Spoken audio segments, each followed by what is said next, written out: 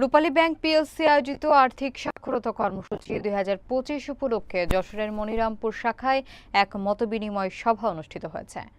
রোববার বিকেলে ব্যাংক শাখা কার্যালয়ে এই সভা অনুষ্ঠিত হয়। বিস্তারিত থাকছে শাওন হোসেনের প্রতিবেদনে। সভায় সভাপতিত্ব করেন রূপালী ব্যাংক পিএলসি মনিরামপুর শাখার মহাব্যবস্থাপক ও শাখা প্রধান মোহাম্মদ আবু তুহিন। প্রধান অতিথি হিসেবে উপস্থিত ছিলেন ব্যাংকের খুলনা বিভাগীয় প্রধান এবং মহাব্যবস্থাপক রোকনুজ্জামান। বিশেষ অতিথি ছিলেন যশোর জোনাল অফিসের উপমহাব্যবস্থাপক ও জোনাল ম্যানেজার মোহাম্মদ শাহাদ আলী। বক্তারা বলেন, আর্থিক সাক্ষরতা শুধু ব্যাংকিং সুবিধা গ্রহণই নয়, বরং সচেতনভাবে সঞ্চয়, বিনিয়োগ এবং নিরাপদ লেনদেনের পথও প্রশস্ত করে।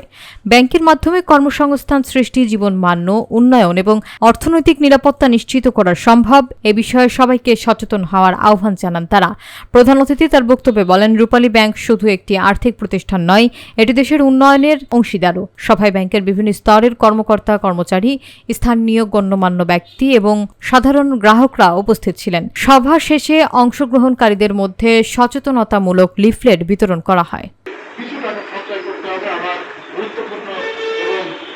বিপদাপন্ন অবস্থায় মোকাবেলা করার জন্য এই কাজগুলো তারা পারস্পরিকভাবে আলোচনা করার মাধ্যমে তার স্ত্রী এই কাজগুলো করে, তাহলে স্বামী যেমন তার কর্মক্ষেত্রে পরিকল্পনা প্রণয়ন এবং কাজে সুবিধা পাবে, ঠিক তেমনি তার একটা অংশ, তার চিন্তা, তার ব্রেনটাকে সে ডাইভার্ট করতে পারবে তার কাজের দিকে। পাশাপাশি তার স্ত্রী